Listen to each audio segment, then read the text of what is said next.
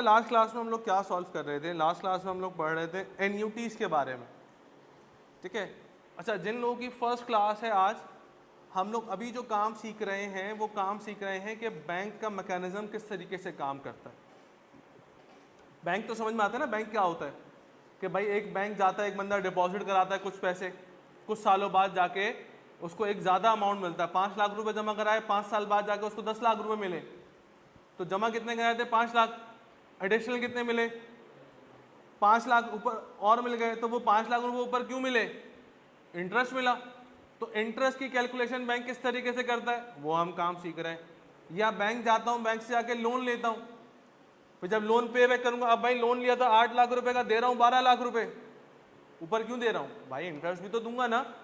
तो अब bank interest किस तरीके से कैलकुलेट करेगा, तो वो हम सारे मैकेनिज्म वो वाले सीख रहे थे, ठीक है ना। अब बात हम लोग चलते चलते आ गए थे, थोड़ा सा एडवांस के ऊपर आ गए थे हम लोग, कि मल्टीपल पेमेंट्स, कि अगर बिल फर्स्ट मैं बैंक जाता हूं और बैंक जाके एक अमाउंट बार बार जमा कराता हूं। मिसाल के तौर पे मैं बैंक जाता हूं और बैंक वाले से बोलता हूं कि भाई मेरी सैलरी आएगी और मैं हर महीने सैलरी से 10,000 रुपीज़ बैंक में जमा कराऊंगा। तो मुझे ऑनेस्टली एक बात बताओ भाई, जब मैं इस महीने जमा कराऊंगा 10,000 रुपये और अगले महीने जमा कराऊंगा 10,000 रुपये, तो बैंक इस मंथ वाली सैलरी के 10,000 रुपये के ऊपर इंटरेस्ट नहीं देगा मुझे? ओ भाई, एक महीना गुजर गया ना, तो इंटरेस्ट देगा नहीं देगा? फिर जब 2 महीने हो जाएंगे पैसे, तो फिर 2 महीने पे देगा। इसी तरीके से जब मैं करता रहूंगा भाई, 10 साल तक जमा करा रहा हूं, तो 10 साल तक मुझे उसके ऊपर इंटरेस्ट कैलकुलेट कर कर देता रहेगा। और फिर जब मैं बाबू राव की तरह जाऊंगा कि ला मेरा पैसा दे बाबा, है ना, वो ऐसे ही मांगता है ना शाम से कि ला बाबा मेरा पैसा दे, तो जब वो पैसे लेने जाऊंगा तो वो क्या करेगा? सर आपने जितना जमा कराया था वो भी देगा, प्लस जो आपको इंटरेस्ट मिल रहा था हर महीने वो भी देगा। ऐसा ही है ना। तो सर उसकी कैलकुलेशन किस तरीके से होगी, आओ वो सीखते हैं। देखो, मल्टीपल पेमेंट्स का जो नाम है वो है एन्यूटी। एन्यूटी डील ही मल्टीपल पेमेंट्स को करता है, ठीक है ना। अच्छा, अब एन्यूटी का कुछ कंडीशंस हैं। सबसे पहली कंडीशन कि fix amount of multiple payments होनी चाहिए, मतलब अमाउंट फिक्स हो। अगर आपने इरादा किया है कि मैं 20,000 रुपये जमा कराऊंगा हर महीने, तो इट शुड बी 20,000। ऐसा नहीं है कि आज 20 जमा कराए, कल 22 जमा कराए, कल 25 जमा करा दिए, फिर 18 कर दिए, फिर 15 कर दिए। अमाउंट चेंज नहीं होना चाहिए, अमाउंट फिक्स रहना चाहिए, ठीक है। अच्छा, fix time interval between payments. Fix time interval का मतलब क्या है? अगर मैंने आज जुलाई को 10 को जमा कराए हैं, तो मैं जुलाई के बाद क्या आएगा? अगस्त, अगस्त की तारीख को 10 तारीख को जमा कराऊंगा। फिर अगस्त के बाद क्या आएगा? सितंबर, सितंबर को। मतलब टाइम पीरियड पेमेंट्स के बीच में क्या होना चाहिए? फिक्स। ऐसा नहीं कि आज जमा कराया, फिर अक्टूबर में जमा कराया, फिर जनवरी में जमा कराया, फिर अगले जून में जमा करा दिए, अपनी मर्जी से जमा करा रहा हूं। नहीं, अमाउंट भी सेम और इसके साथ साथ क्या भी सेम भाई है? टाइम इंटरवल, टाइम का गैप पेमेंट्स के बीच में, वो भी सेम। और फाइनाइट टाइम। फाइनाइट टाइम का मतलब क्या था? फाइनाइट टाइम का मतलब ये था कि आपको ये पता हो कि मैंने ख़त्म कब करनी है। भाई 2025 में स्टार्ट कर रहा हूँ, 2035 में ख़त्म करनी, तो एंडिंग पॉइंट आपको पता होना चाहिए, ठीक है। कि सर 25 में से इन्वेस्टमेंट शुरू करी थी, 10 साल के लिए थी, 2035 में जाके ख़त्म करूंगा, तो ये एंडिंग पॉइंट का मतलब है फाइनाइट टाइम, ठीक है भाई। ये बात समझ में आती है लोगों को, आपके नहीं आती? कुछ जो नई क्लास वाले हो सकता है उनको एब्जॉर्ब करने में थोड़ा सा इशू आएगा भी, क्योंकि ये 5th क्लास है, ठीक है ना। 4th क्लास है, 5th क्लास है, 4th क्लास है। फर्स्ट क्लास में तो सिर्फ हमने इंट्रोडक्शन लिया था ना, कि पेपर क्या होता है, कोर्स क्या होता है, क्या नहीं होता, क्या करना चाहिए, क्या नहीं करना चाहिए, ऐसे ही है ना। तो 4th क्लास है बेसिकली। लेकिन जो 4th क्लास में से पहले की 3 क्लासेस हो गई हैं, वो आपको यूट्यूब के ऊपर इजीली आज जाओगे घर जाके मिल जाएंगी। एसटीडी सॉल्यूशन का यूट्यूब के ऊपर चैनल है, वहाँ जाएंगे, वो इजीली रिकॉर्डेड लेक्चर पड़े होंगे। आज जाके तीनों लेक्चर देख लेना, ताकि जो हमारी कल वाली क्लास होगी तो उसके लाइनअप आ जाओगे। आ रही है बात समझ में? अच्छा जी, फिर हमने ये देखा था कि बेटा एन्यूटी 2 तरीके की होती हैं, एक ऑर्डिनरी एन्यूटी और एक एन्यूटी ड्यू। ये दोनों बहनें आपस में, भाई भी बोल सकते हैं आप इनको, ठीक है। पहली condition fix amount of multiple payments वाली दोनों जगह सेम है। फिक्स टाइम इंटरवल दोनों जगह सेम है। फाइनाइट टाइम दोनों जगह सेम है, सिर्फ एक तीसरे वाले में है कि payment made at the end, हर साल के एंड पर होगी पेमेंट। हर साल के एंड का मतलब क्या होता है? 31 दिसंबर भाई, 31 दिसंबर 2025, 31 दिसंबर 2026, 31 दिसंबर 2027, इस तरीके से हर साल के एंड पे मैं जमा कराऊंगा पेमेंट। तो ये ऑर्डिनरी है। देखो पेमेंट या तो साल के शुरू में होगी या तो साल के एंड पे होगी, इस बात को याद रखना। सिर्फ दो ही केसेस है, या तो साल के शुरू में होगी या साल कर एंड पे। साल के एंड पे होगी तो वो ऑर्डिनरी एन्युटी कहलाएगी, हैं? साल के एंड पर होगी तो वो ऑर्डिनरी एन्युटी कहलाएगी। अच्छा जी, आ जाओ बात करते हैं फिर। फॉर एग्जाम्पल अगर मैं बात करता हूं ऑर्डिनरी एन्युटी की,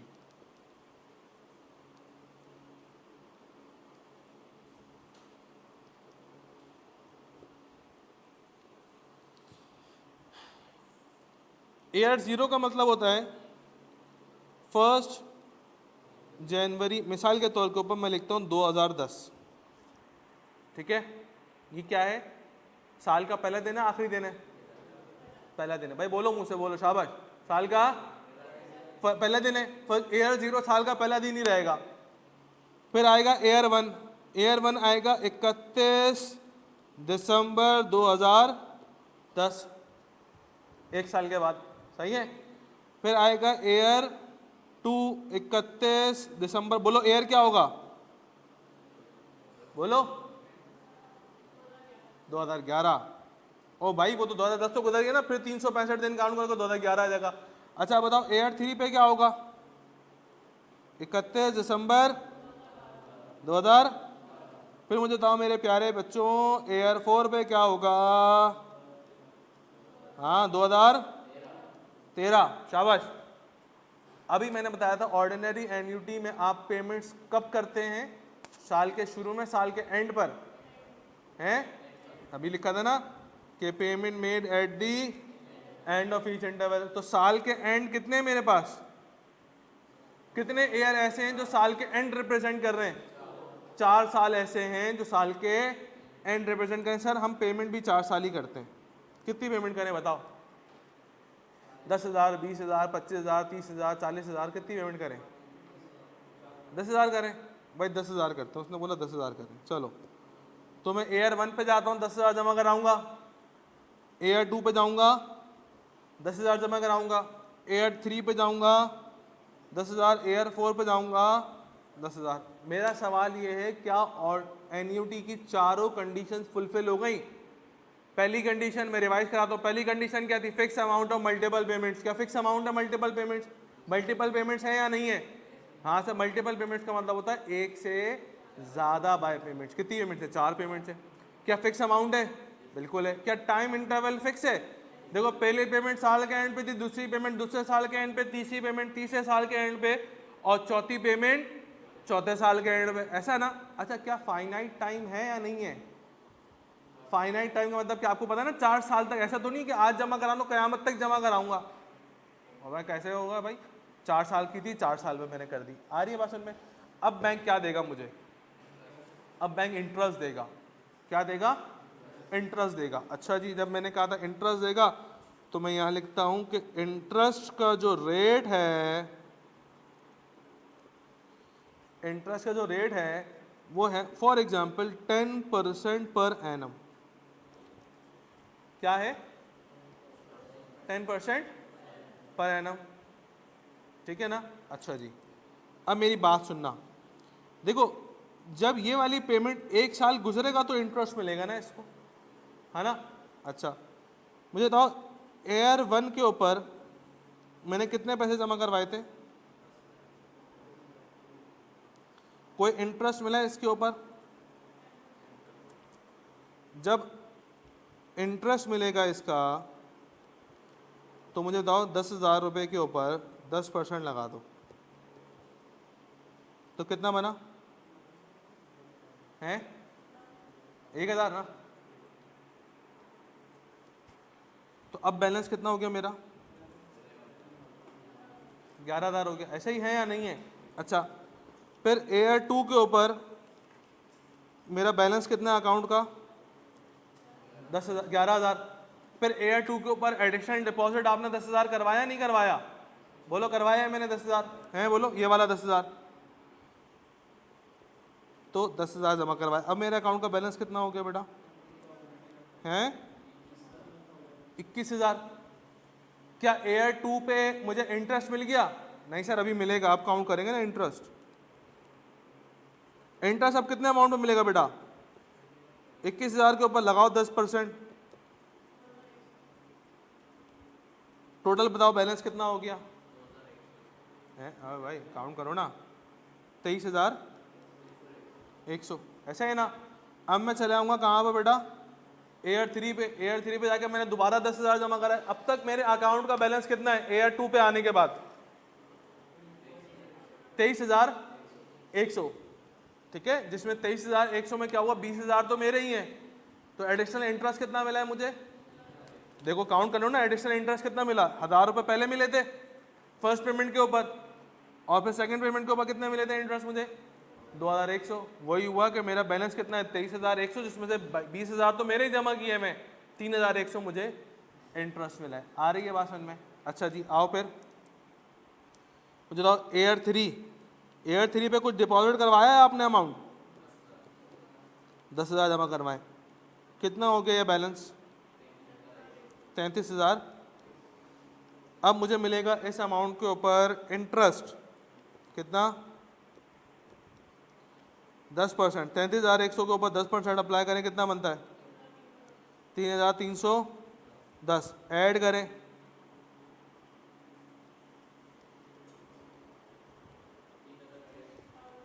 $36,410।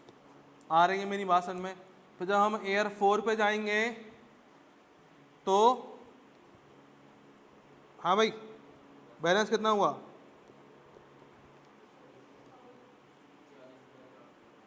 कितना बना? 46,000। क्या इसके ऊपर इंटरेस्ट मिलेगा मुझे? नहीं मिलेगा ना भाई। देखो ना, मुझे ये एयर 5 पे जाएगा तो इसको इंटरेस्ट मिलेगा ना। इसको इंटरेस्ट कब मिला था? जब ये एयर 2 पे आया था, है ना। एयर 2 वाले के ऊपर कब मिला था इंटरेस्ट? जब वो एयर 3 पे आया था। एयर 3 वाले पे कब मिलेगा इंटरेस्ट? जब वो एयर, ओ भाई एयर 4 वाला तो कहीं और तो नहीं गया ना, आगे जाएगा तो इंटरेस्ट मिलेगा ना भाई उसके ऊपर। एयर 4 तो पे डायरेक्ट ही मैंने जमा कराया, मैंने बोला बैलेंस बता, तो जब मैं 10,000 जमा कराऊंगा और बैलेंस पूछूंगा तो उसके ऊपर मुझे इंटरेस्ट नहीं मिलेगा। इसका मतलब मेरे अकाउंट में आखिरी पैसा कितना है? 46,410। तो ये मेरा कहलाएगा एयर 4 का बैलेंस अमाउंट 46,410। अच्छा मुझे बताओ, मैंने जमा कितना कराया पैसा? कितना ऊपर मिला है? 6,410। तो ये क्या करा है? इंटरेस्ट मिल गया। तो बैंक का मैकेनिज्म मल्टीपल पेमेंट्स के ऊपर इस तरीके से काम करेगा।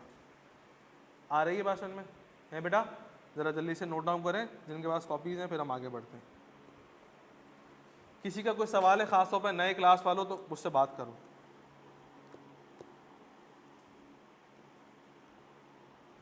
क्योंकि मुझे पता है नए क्लास वालों को काफ़ी मसला आ रहा होगा, नहीं आ रहा होगा समझ में।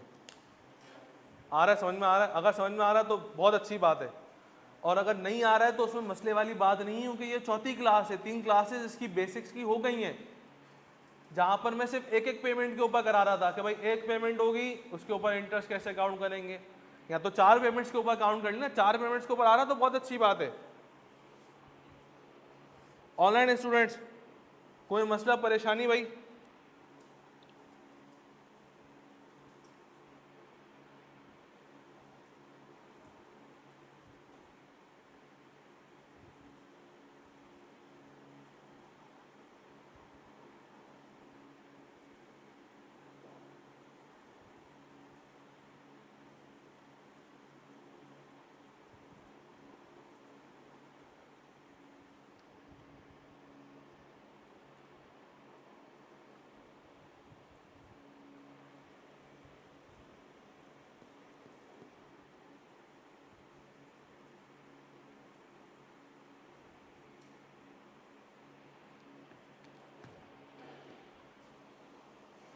आपका कोई सवाल है बेटा?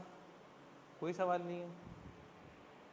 हाँ भाई, लड़कों पीछे वाले तीनों, हाँ भाई, कोई मसला? कोई मसला नहीं है, चलो वेरी गुड।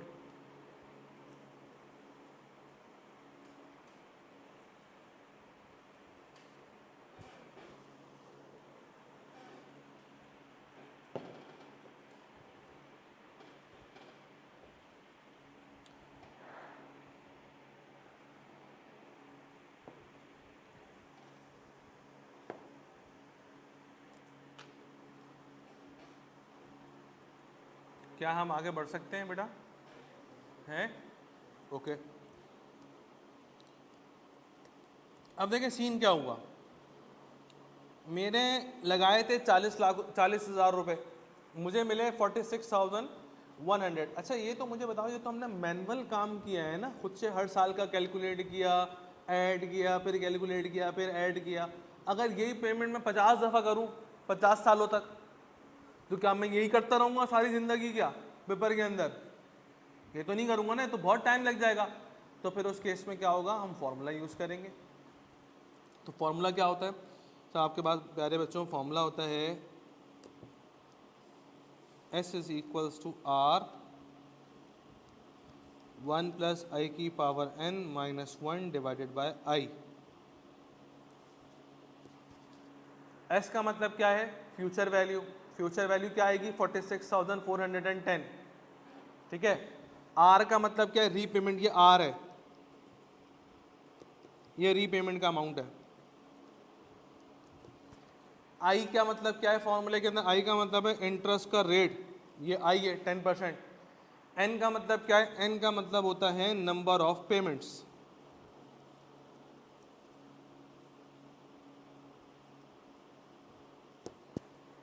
ठीक है भाई। अच्छा ये फॉर्मूला आप लोगों को थोड़ा सा भयानक लग रहा होगा, मैंने इससे पहले जो है ना इतने इतने से फॉर्मूले कराए, दिखा देता हूँ। मैंने इससे पहले जो फॉर्मूले कराए ना, वो कितने से कराए, और फॉर्मूला बनाना भी खुद से सिखाया इन लोगों को कि भाई फॉर्मूला बनता कैसे। ये देखो मैंने बिल्कुल बेसिक देखो, बेसिक कैलकुलेशन लग रही है ना कि 1 लाख में 10%, 10,000, बिल्कुल बेसिक कराया। लेकिन नाम थोड़े अच्छे अच्छे यूज़ किए ताकि बच्चों को थोड़ा सा इंटरेस्ट पैदा हो। फिर आहिस्ता आहिस्ता मैं डरोनी बलाओं पे ले आता हूँ इन लोगों को। ठीक है ना। ये देखो कितना सा फॉर्मूला यूज़ किया, इतना छोटा सा। आहिस्ता आहिस्ता करते करते वहाँ तक चले गए। अब थोड़े थोड़े करते करते और आगे तक चले आएंगे। इनकी रातों की नींदें आराम कर दूंगा मैं, देखना। एनी मजाक कर रहा हूँ।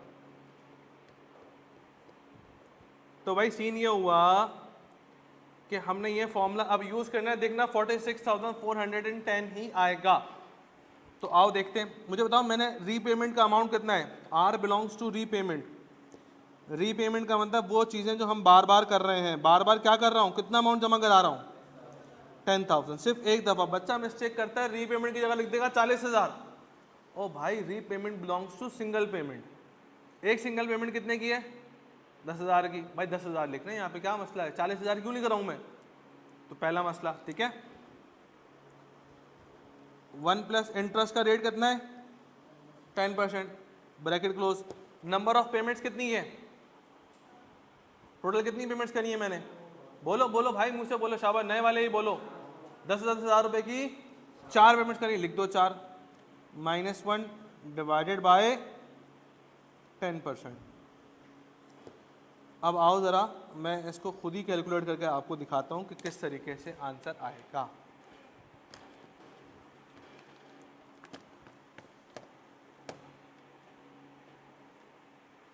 क्या आप लोगों को कैलकुलेटर नज़र आ रहा है सबको बच्चों? देखो मैं फॉर्मूला टाइप करने वाला हूँ 10,000। ठीक है।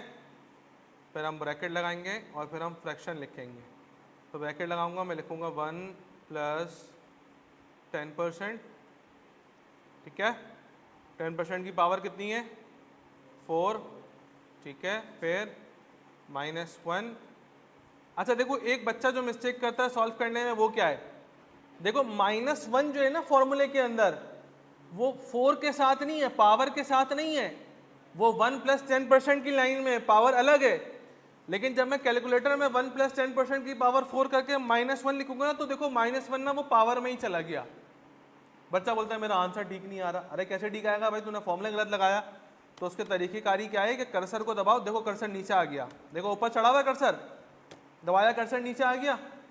अब -1 लिखूंगा, ठीक है, फिर नीचे आके फिर लिख दिया 10%, और फिर एंड पे आके मैं कर दूंगा ब्रैकेट क्लोज। अब दबाना इक्वल्स टू क्या आया 46410, वही आंसर आया जो कि हमने किससे निकाला था, मैनुअल वर्किंग से निकाला था। इसका मतलब हमें ये पता चल गया कि ये फॉर्मूला बैकग्राउंड में वर्किंग किस तरीके से करता है। देखो मैंने अपने सारे बच्चों को एक बात यह बोलता हूँ कि पहले मैं सिखाता हूँ सब बच्चों को कॉन्सेप्ट, कि यार कॉन्सेप्ट क्या है, मैकेनिज्म किस तरीके से काम कर रहा है, ठीक है ना, फिर मैं उसका फॉर्मूला सिखाता हूँ।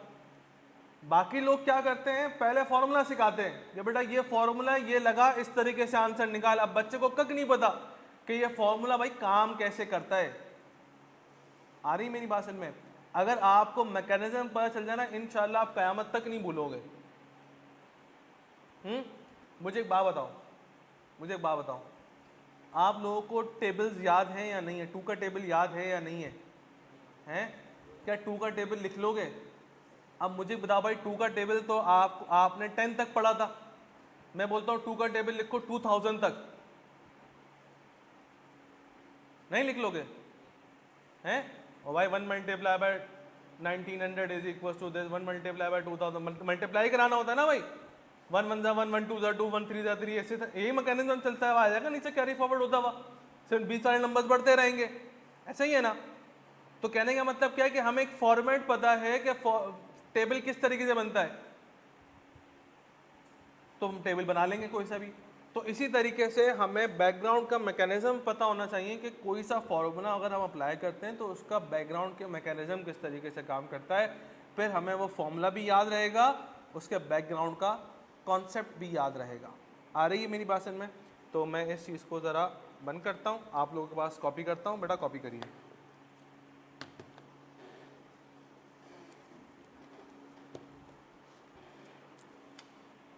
$46,410 ऑनलाइन। बेटा किसी को कोई मसला परेशानी जल्दी से बताओ।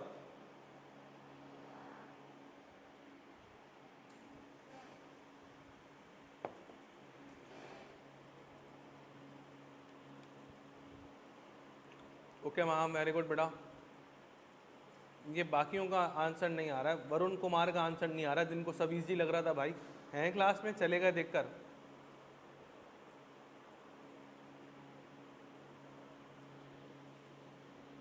और रिदा, रिदा की भी फर्स्ट क्लास है मेरे ख्याल में शायद।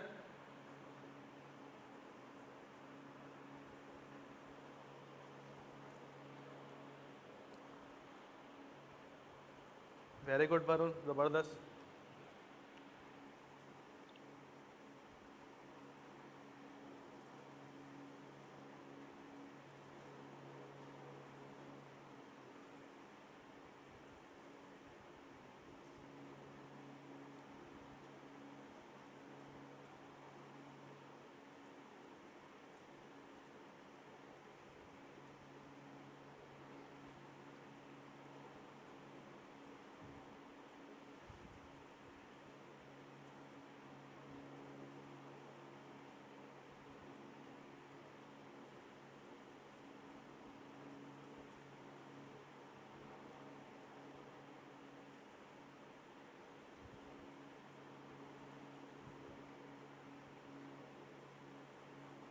जी प्यारे बच्चों, डन। आगे बढ़ जाऊँ थोड़ा सा मैं, सब मेरे साथ हैं, चलो। ओके रिदा, नो इशू बच्चे, आ जाओ बच्चों। तो मैं एक और सिनेरियो आपके सामने लिखता हूँ, फिर हम क्वेश्चंस की तरफ मूव करेंगे ये क्या होता है, सही है ना। फॉर एग्जाम्पल,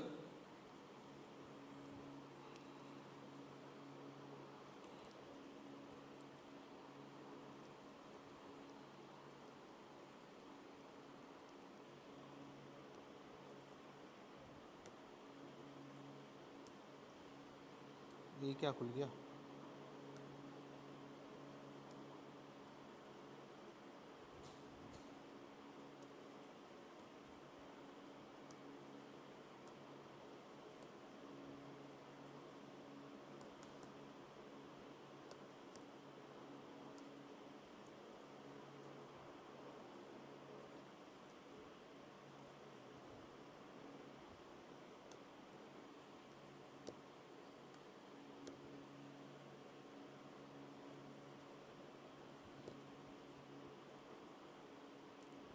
चलो भाई, तो ये ड्रामा साहब भी जो है वो चले जाते हैं बैंक, और बैंक में जाकर एयर 1 के ऊपर 15,600 रुपये जमा कराते हैं, एयर 2 पे जाके 15,600 रुपये जमा कराते हैं, एयर 3 पे जाके 15,600 रुपये जमा कराते हैं, एयर 4 पे जाके 15,600 रुपये जमा कराते हैं, एयर 5 के ऊपर 15,600 रुपये जमा कराते हैं, और एयर 6 पे भी जाके 15,600 रुपये जमा करवाते हैं। ठीक है, मैं 2 पेमेंट ज़्यादा लिख दी है, पहले 4 तक किया था, अब 6 तक कर लिया। ठीक है ना।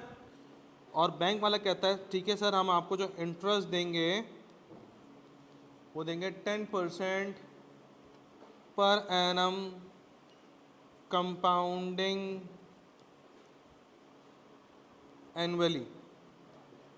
ठीक हो गया भाई, सही है ना। पुराने बच्चों को पता है कंपाउंडिंग एनुअली का मतलब क्या है। ठीक है ना। कंपाउंडिंग एनुअली का मतलब होता है साल में एक बार इंटरेस्ट मिलना। एनुअली का मतलब साल में एक बार। ये कंपाउंडिंग सेमी एनुअली भी होती है, साल में 2 बार भी इंटरेस्ट मिलता है। कंपाउंडिंग क्वार्टरली भी होती है, साल में 4 बार भी इंटरेस्ट मिलता है। कंपाउंडिंग बाय मंथली भी होती है, साल में 6 बार इंटरेस्ट मिलता है। और कंपाउंडिंग मंथली भी होती है जिसमें साल में 12 बार इंटरेस्ट मिलता है। मैं लास्ट क्लास में पढ़ा चुका हूँ ये। ठीक है, तो आप देखोगे ना लास्ट क्लास रिकॉर्डेड, तो आपको समझ में आ जाएगा क्या चीज़ कैसी थी। ठीक है, तो ज़रा मुझे बताओ कि एयर 6 के ऊपर इनका अमाउंट क्या बनेगा फॉर्मूला यूज़ करके।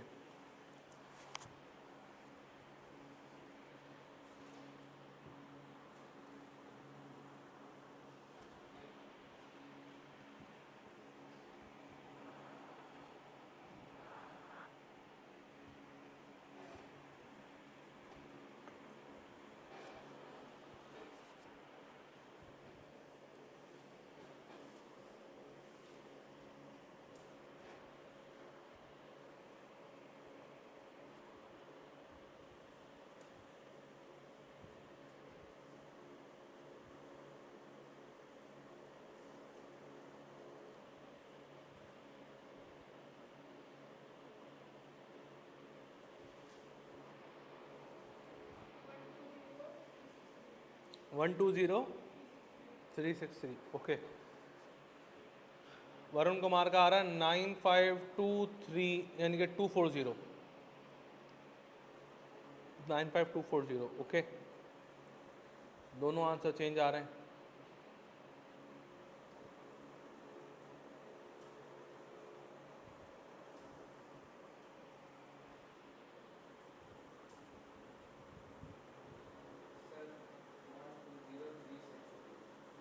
वन टू 0,363 बेटा आपका भी यही था 1,20363। वरुण कुमार का चेंज आ रहा है। वरुण चेक करो बेटा दोबारा आंसर अपना।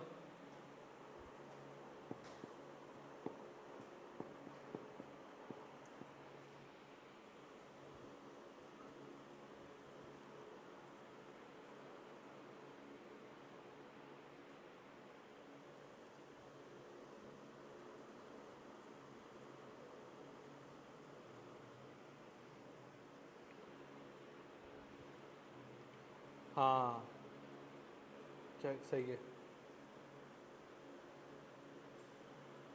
क्या आ रहा है जी इब्राहिम? 126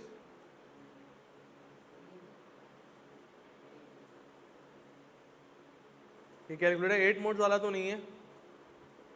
हैं? नहीं है ना? आज छुट्टी मेरे साथ चलना, मैं दिला दूंगा।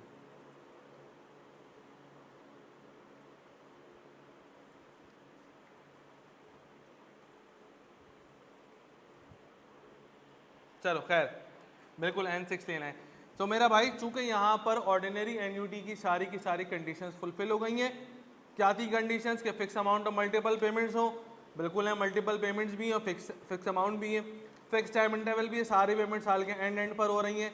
ठीक है, फिक्स टाइम इंटरवल भी है और फाइनाइट टाइम भी है आपके पास। तो ऑर्डिनरी एन्युटी की हम फ्यूचर वैल्यू फॉर्मूला यूज़ करते हैं। तो मैं यहाँ लिखता हूँ ऑर्डिनरी एन्युटी की फ्यूचर वैल्यू फॉर्मूला। ठीक है, क्या था वो फॉर्मूला? वो फॉर्मूला था S is equals to R 1 plus i की power n minus 1 divided by I। तो रीपेमेंट कितनी कही थी बेटा? 15,600। 600 की। मुझे बताएं इंटरेस्ट रेट क्या था, कितने साल तक जमा करा रहे थे हम, 6 साल तक। नहीं, नंबर ऑफ पेमेंट्स कितनी है, 6। हमेशा याद रखना एनयूटी में जो बच्चा मसला करता है वो नंबर ऑफ पेमेंट और नंबर ऑफ ईयर्स को लेके करता है। मैंने 3 मसले बताए अब तक जो बच्चे को आते हैं। क्या क्या, कि सबसे पहले वो रीपेमेंट का अमाउंट सबको मिक्स करके लिख देगा सब एक साथ, नहीं। फॉर्मूले में रीपेमेंट का मतलब है एक सिंगल रीपेमेंट का अमाउंट आपने लिखना है 15,600। मैं ये नहीं करूंगा 15,600 को 6 से मल्टीप्लाई करके वो लिख दूंगा, पहली गलती। दूसरी गलती क्या, कि बच्चा वो जब कैलकुलेटर में टाइप करता है तो -1 जो है वो पावर के साथ ही लिख देता है, तब भी आंसर गलत आएगा। और तीसरी गलती मैंने अभी आप लोगों को बताई, क्या क्या बताई तीसरी गलती, कि नंबर ऑफ पेमेंट्स और नंबर ऑफ ईयर्स में बच्चा इशू करता है। तो हमेशा याद रखना ऑर्डिनरी एनयूटी या एनयूटी जब भी आप सॉल्व करो तो नंबर ऑफ पेमेंट्स काउंट होंगी, नंबर ऑफ ईयर्स काउंट मत करना। अभी तो ऑल दो सेम आ रहा है, आगे जाके चेंज हो जाएगा ये सिनेरियो, ठीक है। तो number of payment he count करना। बताइए क्या बना आंसर,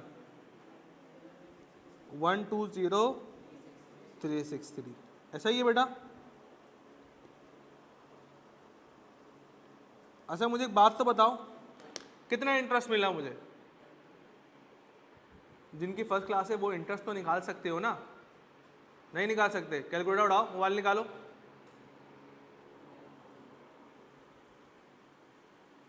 मोबाइल नहीं है निकालें।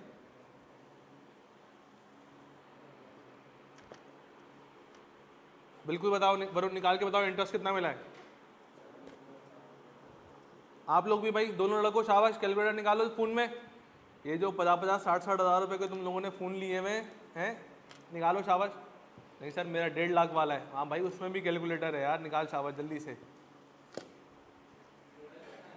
है ना, उसको बुरा लग रहा था कि यार मैंने 50,000 बोल दिया, 1.5 लाख का फ़ोन है जी।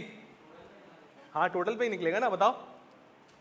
पहले देखो जमा कितना कराया, 15,600 जमा करवाया है, 6 दफ़ा मल्टीप्लाई कराओ 15,600 को 6 से, कितना बना,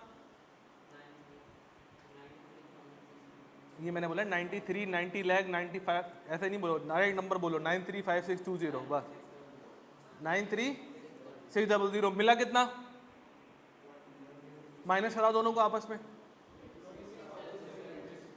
कितना, 2676 शाबाश। ये देखो बिल्कुल आसान था, कोई मसला तो नहीं है ना इसके अंदर। अच्छा अब इसको फॉर्मूला में लिखता हूँ। देखो एनयूटी के अंदर इंटरेस्ट का फॉर्मूला होता है R मल्टीप्लाई बाय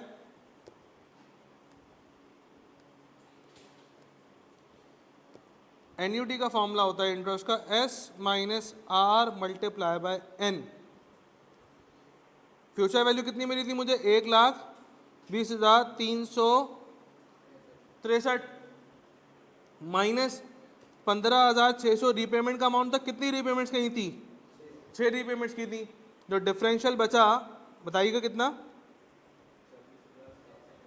26,763।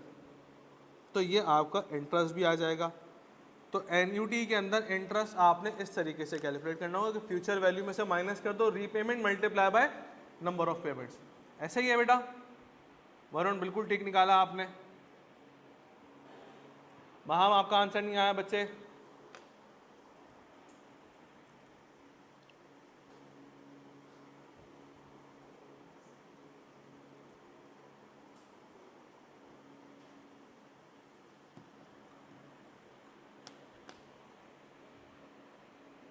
फॉर्मूला नहीं पता था। ओके हम आगे मूव कर सकते हैं, सब लोग साथ हैं चलो ओके। आई होप आप लोगों की समझ में आ रहा होगा सारा काम।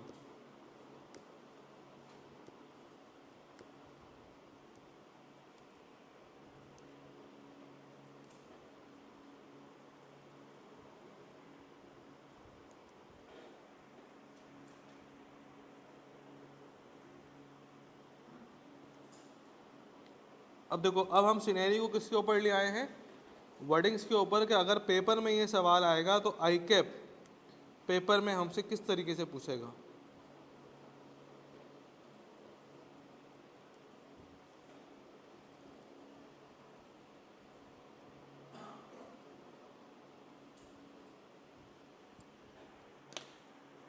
सवाल को रीड करें, सॉल्व करने की कोशिश करें। बेटा अगर आपने जाना है जा सकते हो, नो इशू।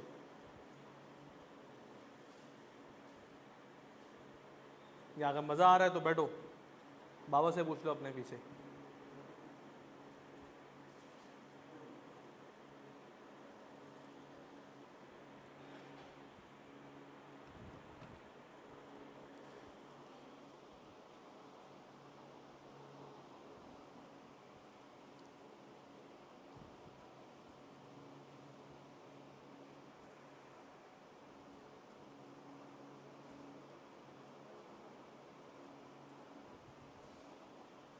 मुझे एक बात ये बताओ, सबने इंग्लिश मीडियम स्कूल में पढ़ा है, ऐसा ही है ना?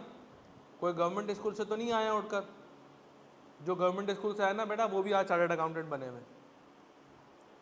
ठीक है, इंग्लिश मीडियम का इसलिए पूछ रहा हूँ कि माँ बाप ने पैसे खर्च किए हो तुम लोगों के ऊपर। मुझे बताओ सवाल में कहाँ लिखा हुआ है ऑर्डिनरी एन्युटी? अब एक बच्चा ऑर्डिनरी एन्युटी के अल्फाज ढूंढ रहा है, ऑर्डिनरी एन्युटी लिखा हुआ होगा पूरा पूरा, एक सेंटेंस के अंदर लिखा हुआ है, बिल्कुल वेरी गुड बेटा, एक सेंटेंस के अंदर पूरा उसने ऑर्डिनरी एन्युटी बोला चिल्ला चिल्ला कर, वो ढूंढो कहाँ लिखा हुआ है। हाँ, कहाँ लिखा हुआ है? सेकेंड सेंटेंस में लिखा हुआ है कि he intends to put ₹50,000 into a saving account at the end. At the end का मतलब साल के एंड पे करूंगा, ऑफ नेक्स्ट 10 ईयर्स, 10 सालों तक करूंगा।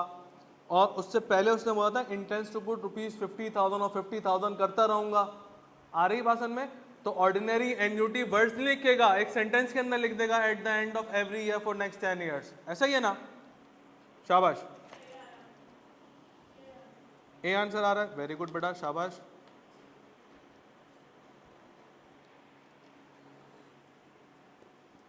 आओ जब तक मैं टाइमलाइन बना लेता हूँ अपने बच्चों के लिए।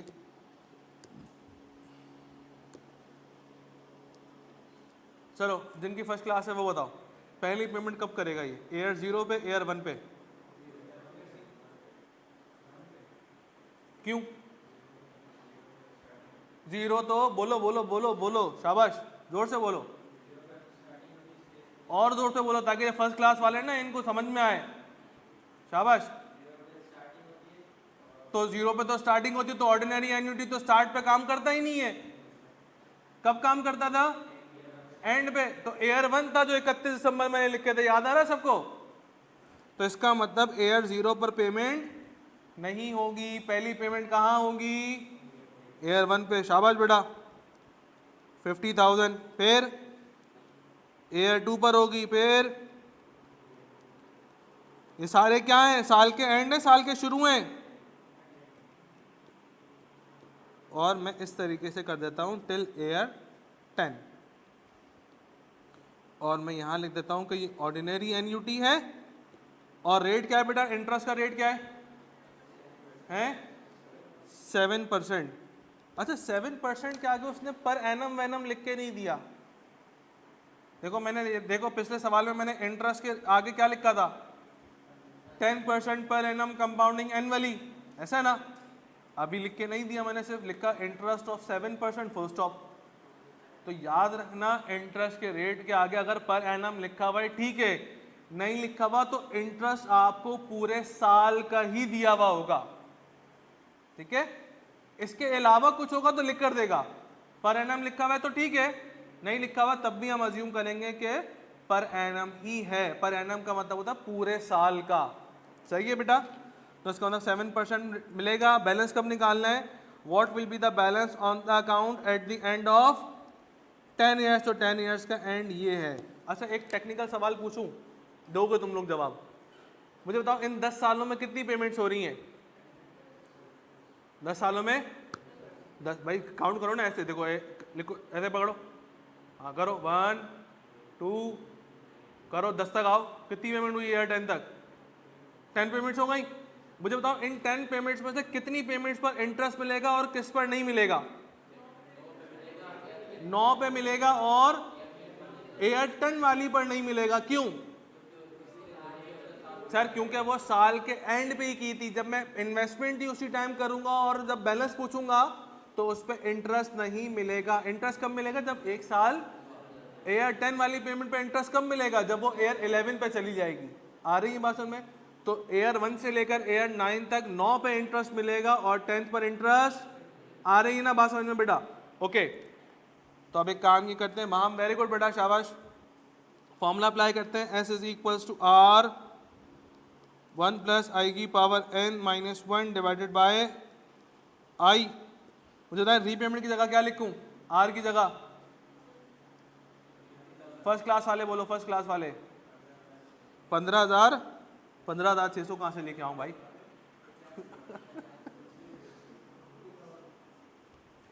$50,000 जी। इंटरेस्ट का रेट कितना है भाई? हाँ भाई, पावर कितनी? 10। नंबर ऑफ एयर्स या number of payments? Number of payments, power 10 minus 1 divided by G 690,822। Very good बेटा, शाबाश। So option A is correct. ठीक है, एनी मसला परेशानी किसी को है? सबकी टनाटन समझ में आ रहा है? जी भाई, थोड़ा सा आगे मूव करें। ओके,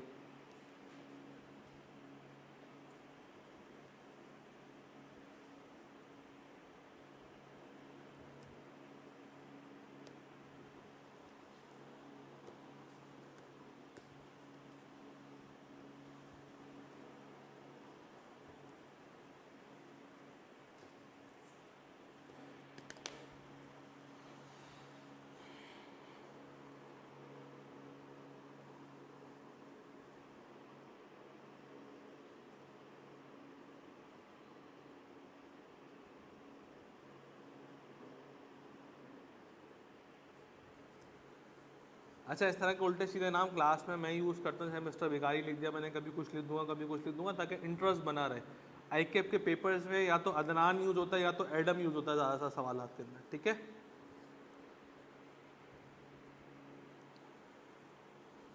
चलो भाई बताओ, ऑर्डिनरी एन्युटी कहाँ लिखा हुआ है? तुम ही बताओ लड़के, चुप रहो सारे, चुप रहो, तुम बताओ। अभी नाम भूल गया तुम्हारा, मैं क्या नाम था? हम्माद, माज, माज बताओ ऑर्डिनरी एन्युटी कहाँ लिखा हुआ है?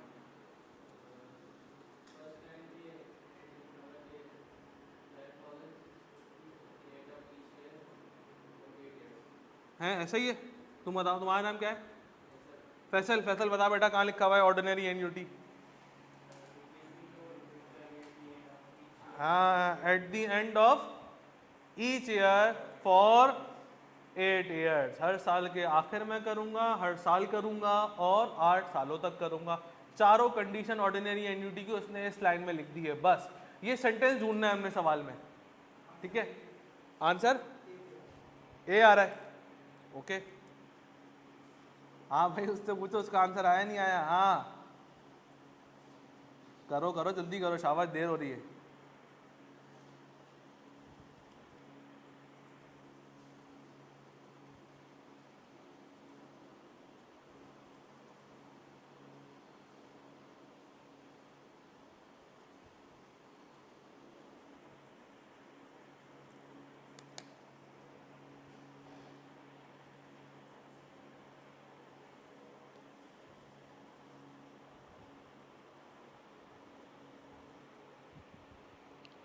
ओके, अभी ओके महाम,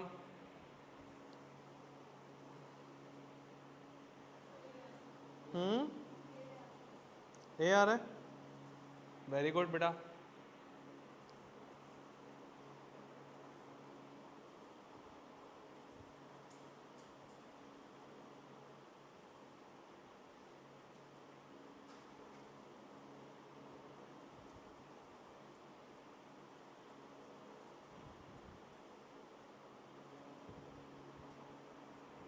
चलें सॉल्व करें भाई, आ जाओ। तो देखो सिनेरियो कुछ ऐसा है कि वो ये कह रहा है बेटा कि हम 12,650 जमा कराएंगे और 8 सालों तक जमा कराएंगे। इसका मतलब ईयर 0 पे कराएंगे नहीं कराएंगे?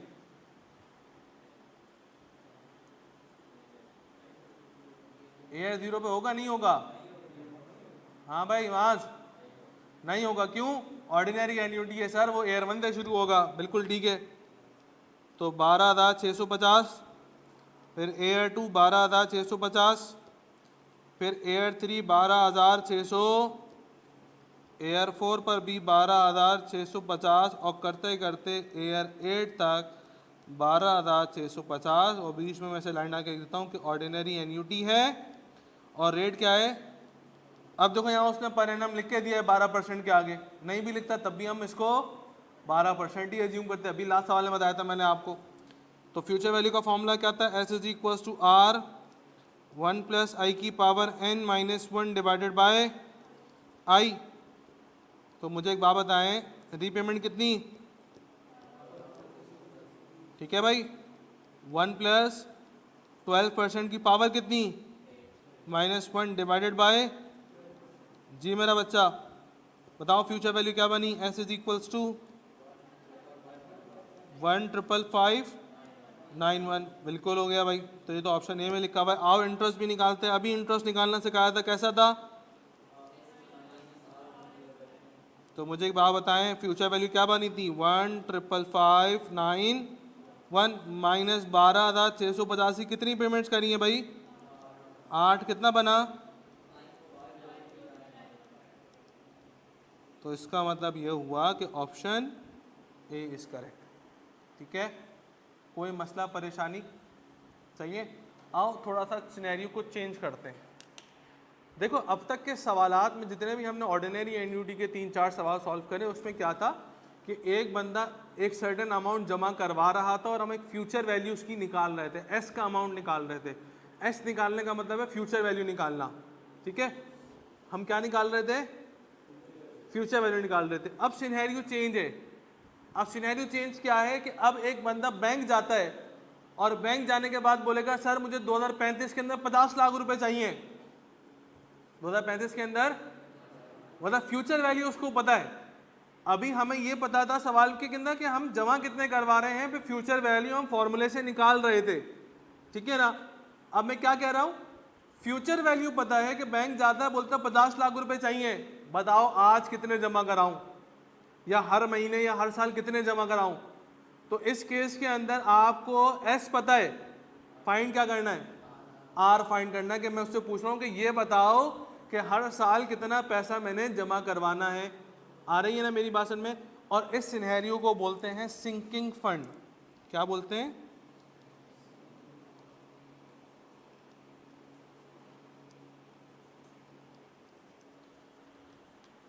तो सिंकिंग फंड में क्या होगा, हमें फ्यूचर वैल्यू क्या होगी? गिवन होगी, एंड रीपेमेंट हमें क्या करनी होगी? कैलकुलेट करनी होगी। ठीक है ना?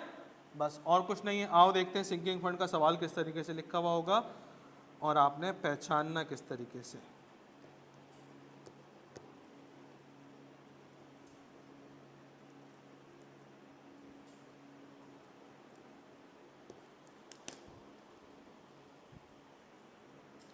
सवाल पढ़ते हैं। देखिए लिखा हुआ a business wishes to start a sinking fund. देखो सवाल पढ़ते के साथ ना दिमाग में लाल बत्ती जलनी चाहिए। सिंकिंग फंड पढ़ते के साथ ही आपको ये पता होना चाहिए कि फ्यूचर वैल्यू देगा, रीपेमेंट निकालनी होगी। माइंड बना लो अपना पहले से ही। आगे बढ़ते हैं। To meet a future date of free payment of ₹100 million due in, क्या लिखा हुआ है? 100 मिलियन ड्यू इन 10 ईयर्स, मतलब 100 मिलियन का अमाउंट आज नहीं देना, 10 साल बाद देना है, एयर 10 पे जाके देना है। तो ये फ्यूचर वैल्यू है मेरे पास। आ रही मेरी बात समझ में? अच्छा आगे बढ़ो।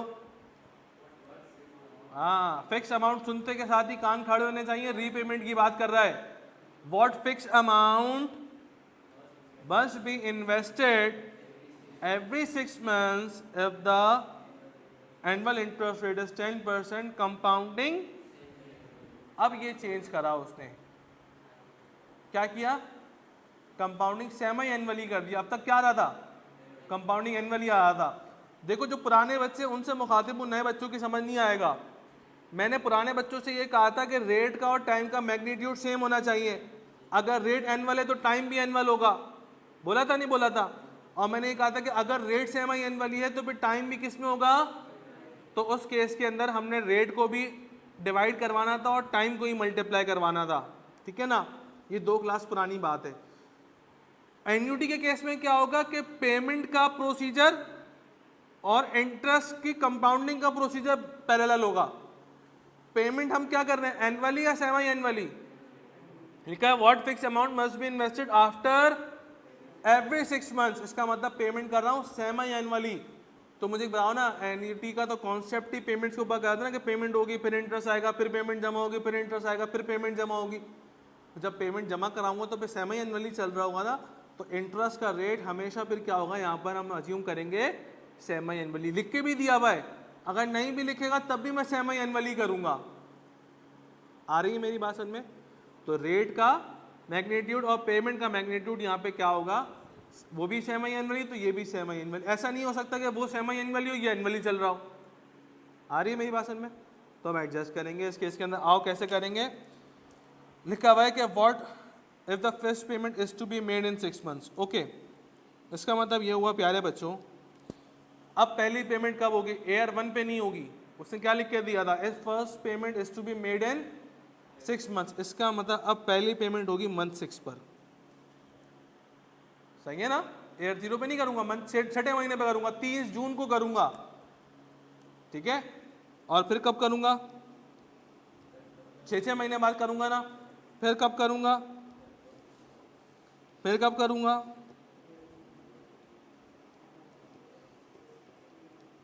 सही है। और करते करते कहां तक लेके जाऊंगा बेटा? और एयर 10 के ऊपर मुझे कितना अमाउंट चाहिए? 100 मिलियन का। मुझे बताओ, ऑर्डिनरी एन्युटी चल रहा है, बिल्कुल ऐसा है, 10% चल रहा है। आप लिखो कंपाउंडिंग ऐसे का मतलब कंपाउंडिंग सेमी एनुअली, ऐसा है या नहीं है? अब सेमी एनुअली में आपको पता है कि एम की वैल्यू क्या होती है? एम की वैल्यू क्या होती है? हैं? एम की वैल्यू क्या होती है? 2 होती है, क्योंकि साल में 2 बार मिलता है। क्वार्टरली में एम की वैल्यू क्या होती है? 4। सेमी एन और मंथली में क्या होती है एम की वैल्यू? 6 होती है मंथली में, एम की वैल्यू 12 होती है।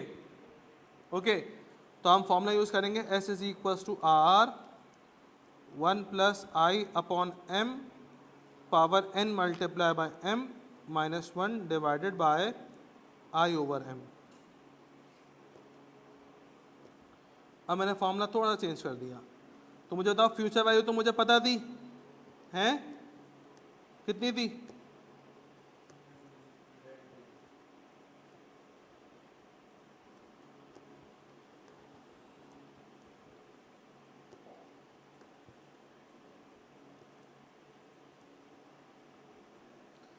इज इक्वल्स टू आर, हाँ भाई 10% पूरे साल का रेट है, 10% को 2 से डिवाइड करो, कितना बनता है?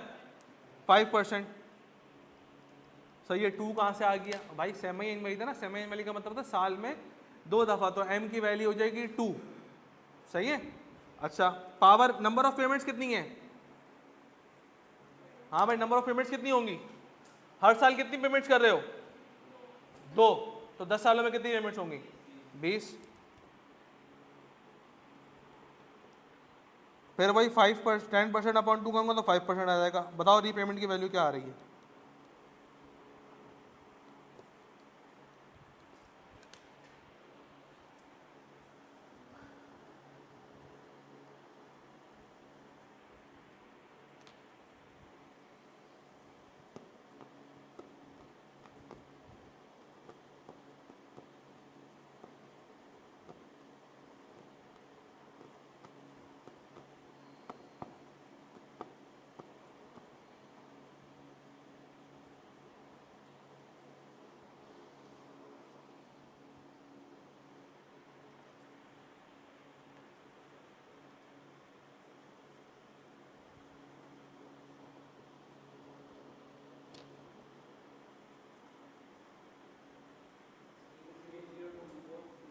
थ्री 0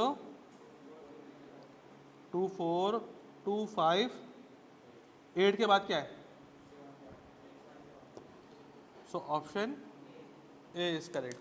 अब नए बच्चे बोल रहे होंगे यार पता नहीं कैसे कैलकुलेट किया, ये तो बड़ा मुश्किल है। कोई मसला नहीं, इनको मैंने ही सिखाया है, आपको भी सिखा देता हूँ। देखो सारा कमाल कैलकुलेटर का है। कैसे, आओ देखो।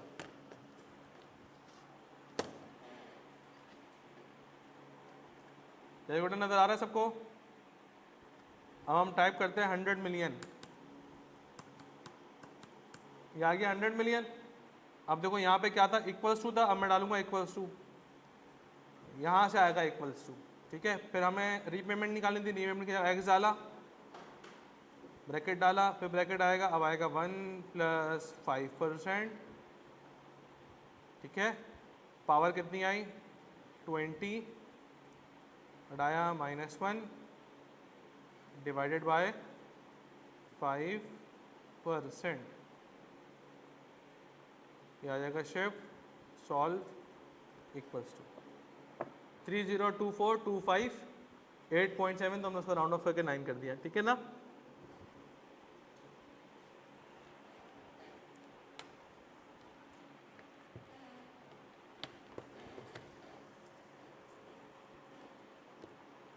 चलें भाई आगे मूव करें क्लास, सब मेरे साथ हैं।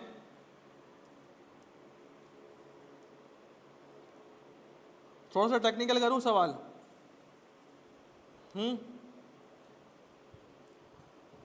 नहीं भाई इतना टेक्निकल काफ़ी है, हैं?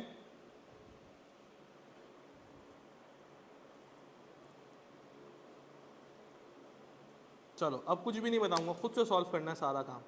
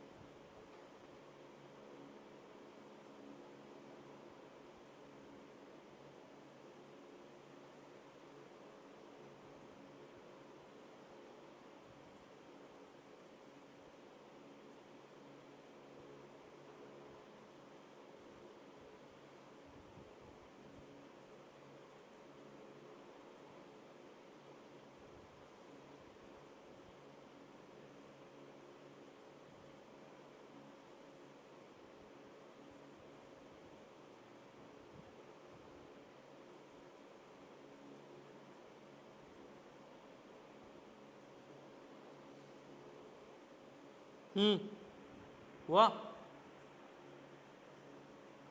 Option A is correct. चलो चेक करते हैं क्या सीन है भाई, हो गया? मैं करवाऊँ? नहीं हो रहा? ये क्या बात हो गई यार, ज़रा सा मैंने ट्विस्ट का सवाल ही नहीं हुआ आप लोगों से। चलो आओ करते हैं। देखिए सवाल में लिखा हुआ है अ machine cost a company 5.2 million. आज मशीन की वैल्यू कितनी है? बोलो भाई, तो बोलो ना, इतना शर्मा क्यों रहे हो भाई? ये कोई रिश्ते वाले थोड़ी आए तो इतना शर्मा रहे हो, बोलो। हाँ शाबाश। तो 5.2 मिलियन की 52 लाख रुपए की आज मशीन है। Its effective life is estimated to be, और ये कितने साल चलेगी? 20 साल तक चलेगी। 20 साल के बाद क्या होगा? नई मशीन चाहिए होगी आपको, ठीक है ना। लिखा हुआ आज सिंकिंग फंड, सिंकिंग फंड सुनते के साथ ही क्या सोचा? फ्यूचर वैल्यू गिवन होगी और रीपेमेंट निकालनी होगी। ओके, आज sinking fund is set up for its replacement by a new machine. Sinking fund क्यों लगाना है? By replacement by new machine, के हम न्यू मशीन से उसको रिप्लेस करेंगे। कब? At the end of this life time, मतलब 20 साल के बाद। तो सिंकिंग फंड की लाइफ कितने साल की हो गई? 20 साल की हो गई ना। 20 साल के बाद नई मशीन चाहिए। Okay, when it's scrap value will be 2.5 lakh. Scrap value का मतलब क्या होता है? स्क्रैप वैल्यू का मतलब होता है कि जब हम कोई एसिड उठा के पूरा यूज़ करने के बाद जब उसको कबाड़ी को बेचते हैं तो कबाड़ी जो पैसे देता है उसको स्क्रैप वैल्यू बोलते हैं। मशीन 52 लाख की थी, पूरे 20 साल हमने उसको यूज़ किया, 20 साल के बाद हम उसको किसी कबाड़ी को देंगे तो कबाड़ी कितने पैसे देगा? 2.5 लाख रुपए देगा, ठीक है। The price of the new machine is estimated to be 50% higher than that of present. मतलब नई मशीन कितने की आएगी? आज की मशीन के 50% ऊपर देने पड़ेंगे। अच्छा, determine what should be set aside eight the end of each year if it earns 8% interest per annum compounding annually. मतलब वही रीपेमेंट निकालनी है। तो यहाँ तो सर फ्यूचर वैल्यू दी नहीं, निकालनी पड़ेगी। तो फ्यूचर वैल्यू निकालूंगा कैसे? न्यू मशीन की कॉस्ट निकालनी है।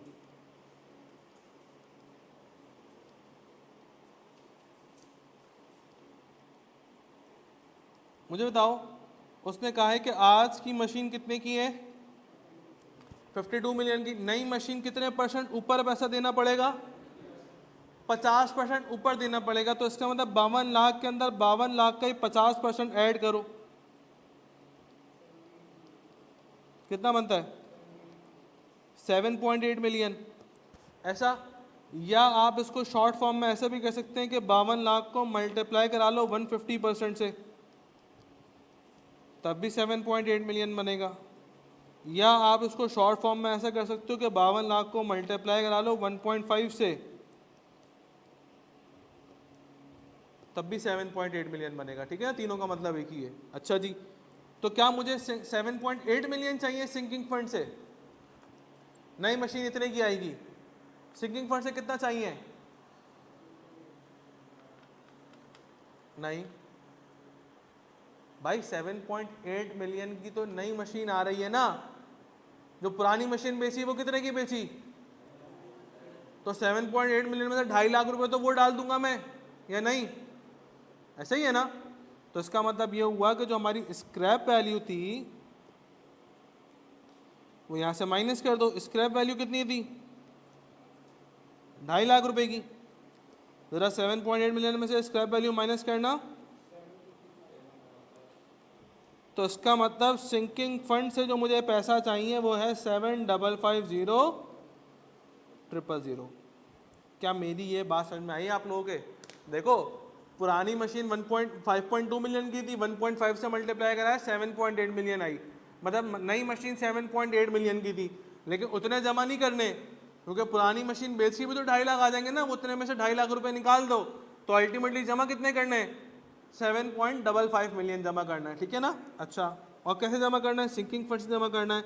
तो फ्यूचर वैल्यू का फॉर्मूला क्या होता है? S is equal to R 1 plus i की power n minus 1 divided by आई।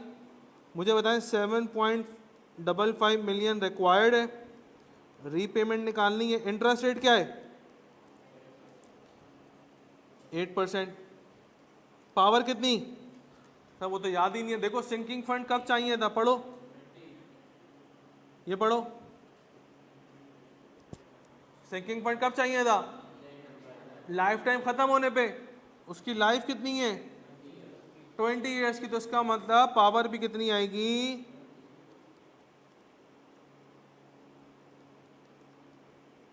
आ रही है मेरी भाषण में, बताएं रीपेमेंट क्या बना।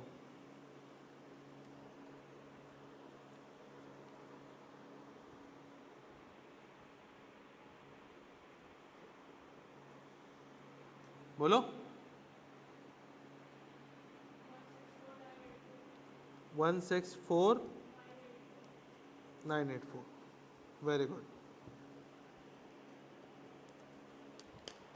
सर टाइमलाइन तो बनाई नहीं है आपने, अभी बना लेते हैं।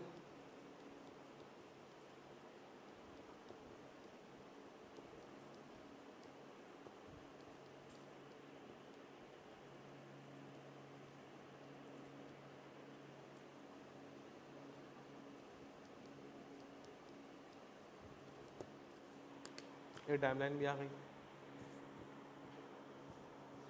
जल्दी से नोट डाउन कर लें।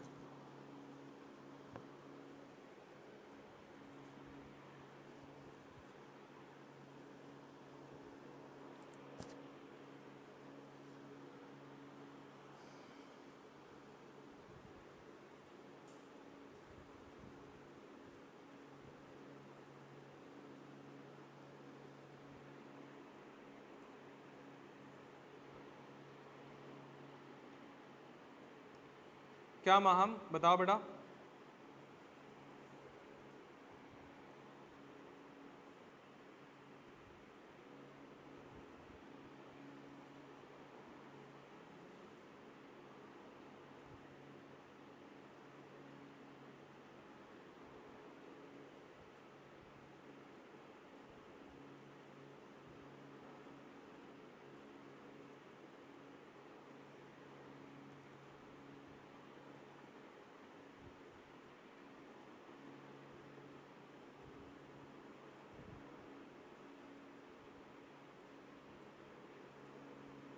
ओके, करते हैं। तो भाई आओ, इस सवाल को दोबारा से मैं एक्सप्लेन करता हूँ क्या सिनेरियो था। सिंकिंग फंड का तो आपको पता था ना, सिंकिंग फंड में क्या होता है, क्या होता है ज़रा बताना है। फ्यूचर वैल्यू पता होती है, एनयूटी होती है, फ्यूचर वैल्यू पता होगी, रीपेमेंट आर मालूम करना होगा, सही है ना। फ्यूचर वैल्यू पता होगी या निकालनी होगी। पिछले वाले सवाल में आपको 100 मिलियन की फ्यूचर वैल्यू पता थी, मैम इसमें तो कोई मसला नहीं हुआ बेटा। 100 मिलियन की फ्यूचर वैल्यू पता थी, सीधा सीधा फॉर्मूला अप्लाई किया और मैंने रीपेमेंट निकाल ली। यहाँ क्या था, हमें फ्यूचर वैल्यू भी निकालनी थी कि चाहिए कितने सिंकिंग फंड से। तो उसने हमें ये बताया कि हमें सिंकिंग फंड नई मशीन के लिए चाहिए। तो पहले तो मैंने निकाली कि नई मशीन की कॉस्ट कितनी है। उसने कहा नई मशीन की कॉस्ट 50% ज़्यादा पैसे देने पर आएगी पुरानी मशीन के। तो पुरानी मशीन की कॉस्ट कितनी थी, 52 लैक्स, ठीक है ना। तो 52 लैक्स को मल्टीप्लाई कराया 52 लैख का 50%, तो अमाउंट कितना आया 7.8 मिलियन। मतलब नई मशीन इतने की आएगी, लेकिन हमें इतना पैसा सिंकिंग फंड से नहीं चाहिए। क्यों, क्योंकि पुरानी मशीन की स्क्रैप वैल्यू हमें गिवन थी। मैंने बताया स्क्रैप वैल्यू किसको बोलते हैं कि जब एक एसेट आप यूज़ करते हो और उसको सोल्ड आउट कर देते हो तो उसके बिहाफ के ऊपर जो पैसा आपको मिलेगा that is your sinking fund, कबाड़ी को देने के बाद। तो भाई 7.8 मिलियन की नई मशीन थी, लेकिन उतने मुझे सिंकिंग फंड से नहीं चाहिए। क्यों, क्योंकि कबाड़ी 2.5 लाख रुपए दे देगा। तो मैंने 7.8 मिलियन में से 2.5 लाख माइनस इसलिए कर दिए ताकि मुझे ये पता चले कि एक्चुअल सिंकिंग फंड से कितना पैसा चाहिए। तो वो था 7.55 मिलियन, ठीक है। अब इस 7.55 मिलियन को मैंने एनयूटी के फॉर्मूले में एस की जगह रखकर और अपने पास रीपेमेंट को कैलकुलेट कर लिया, ठीक है ना। तो इस केस में फ्यूचर वैल्यू आपने निकालनी थी, सही है वहाँ।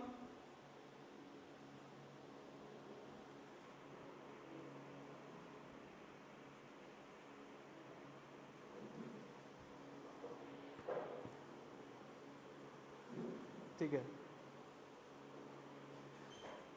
चले आगे बढ़े भाई। अच्छा, अपनी क्लास वैसे थी कितने बजे तक। सर आपने जो पहले फॉर्मूला लिखा था, कौन सा पहले वाला, ये वाला फॉर्मूला।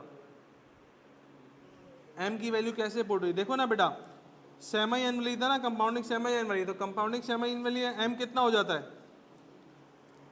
2 हो जाता है। ये वही मल्टीपल कंपाउंडिंग वाला आ गया ना जो कल सिखाया था। तो जब m 2 हो जाता है, हाँ तो फ्रैक्शन है ना, देखो मैंने डायरेक्ट इंटरेस्ट रेट कितना था 10%, तो मैं 10% अपॉन 2 लिखता तो उसकी जगह मैंने डायरेक्ट 5% लिख दिया। इसकी जगह i अपॉन m की जगह अगर मैं 10% अपॉन 2 लिखता, हाँ फॉर्मूले में डबल इसलिए हुआ क्योंकि ऊपर भी i था नीचे भी i था, तो ऊपर भी 5% आ जाएगा, नीचे भी 5% आ जाएगा, इंस्टेंट ऑफ 10% अपॉन 2।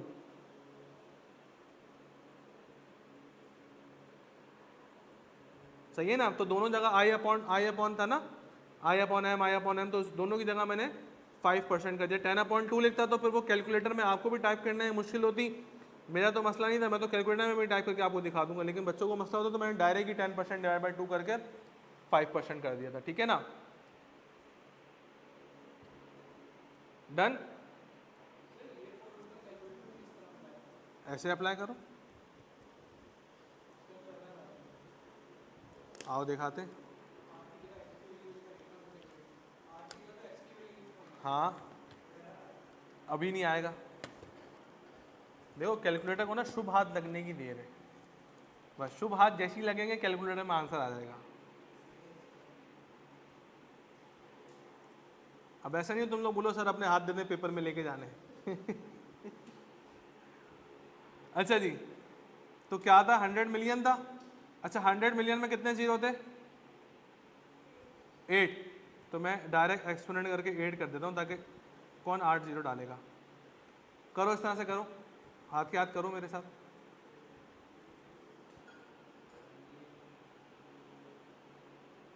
और वरुण भी कह रहे थे ना, वरुण देख लो बेटा,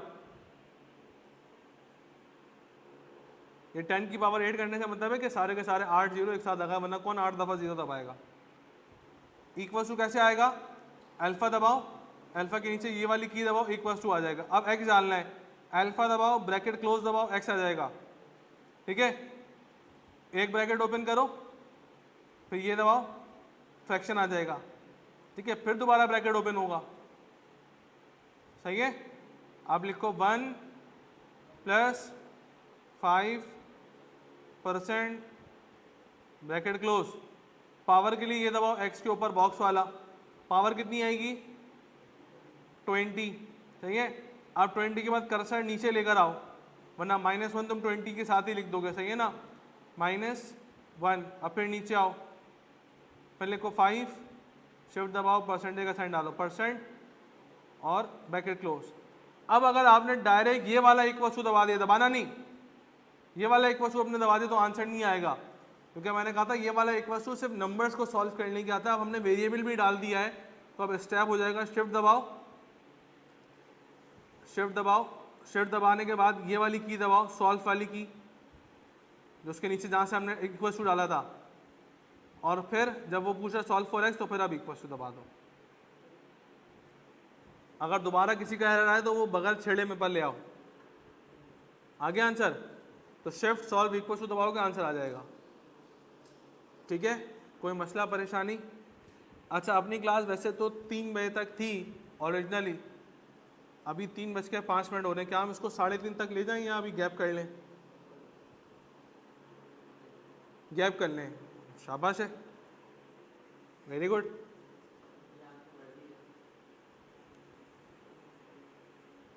हाँ भाई 3:30 तक ले जाए, क्योंकि हमने वैसे भी आधा घंटा बैठ के क्या करो, खाना वाना तो नहीं खाना ना किसी ने, हैं खाना है, नहीं खाना, कहीं आगे पीछे तो नहीं जाना, पढ़ा लें, कंटिन्यू कर लें, चलो ओके।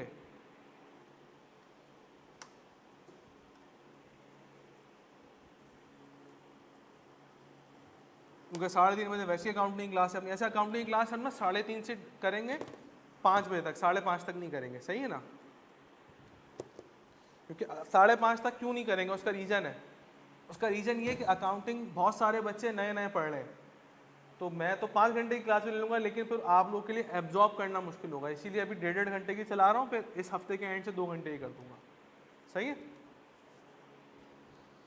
आ जाओ अब हेडिंग डालो, ordinary annuity plus compound interest merger.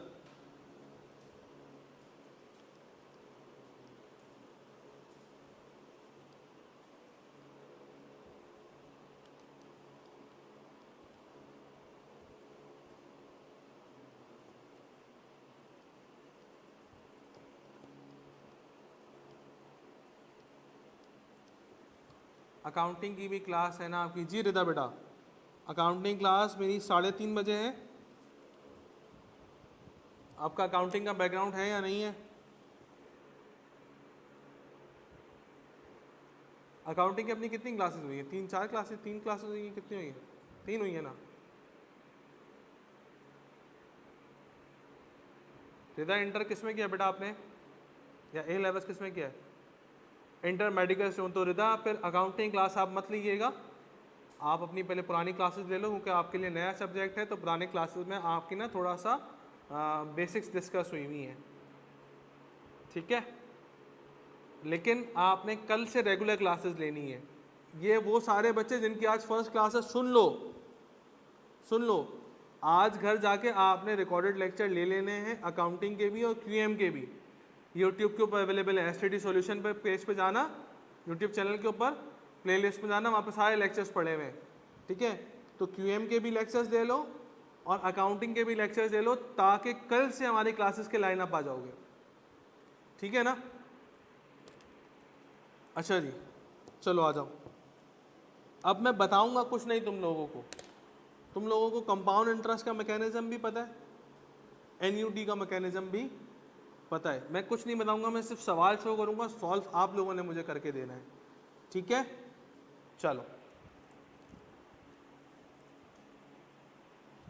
अभी जिनकी फर्स्ट क्लास है, अगर वो चाहें तो वो जा सकते हैं,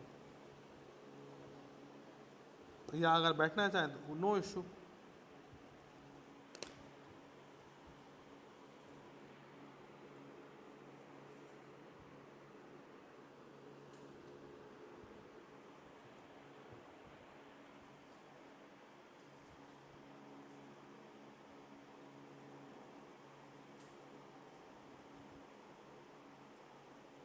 चलो आ जाओ, देखो सवाल में लिखा हुआ है, that would be our last question for today.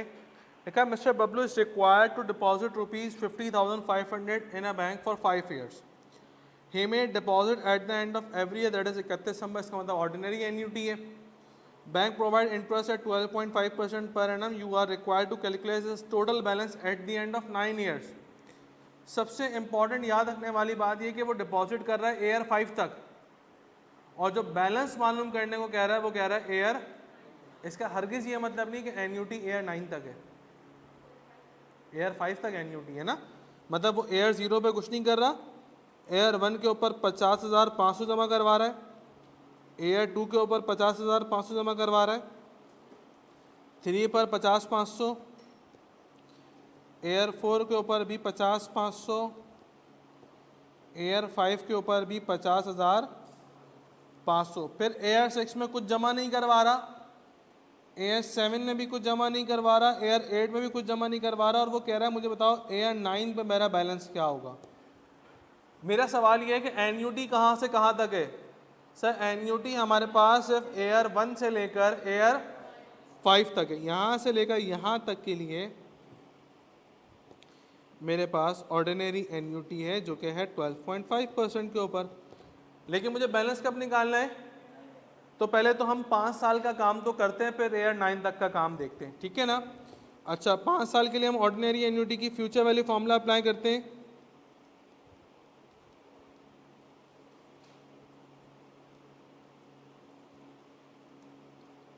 $50,500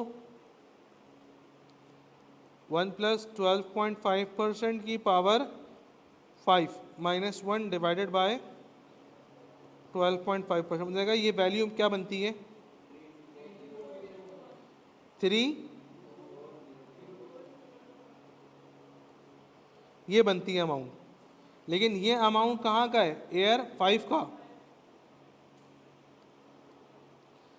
अब मुझे बताओ इस अमाउंट को उठाकर हमने कहाँ लेके जाना है, तो इस अमाउंट की अब हम करेंगे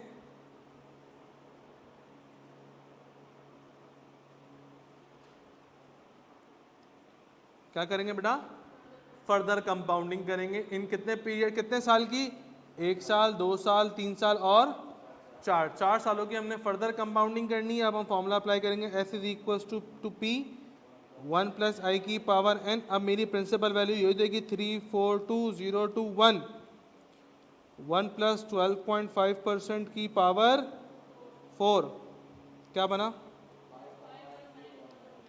519019, ऐसा। तो जहाँ तक एयर 5 तक एनयूटी था वहाँ तो एनयूटी से काम चला लिया, और उसके बाद जितना भी टाइम पीरियड बचा उसके लिए हमने फर्दर, सर हम एनयूटी में पावर 9 रख दें, तो भाई एनयूटी है ही 5 साल की, पावर 9 रख के बिल्कुल ही कॉन्सेप्ट का मिसमैच हो जाएगा, ठीक है ना। वहाँ आ रही है बेटा बात समझ में।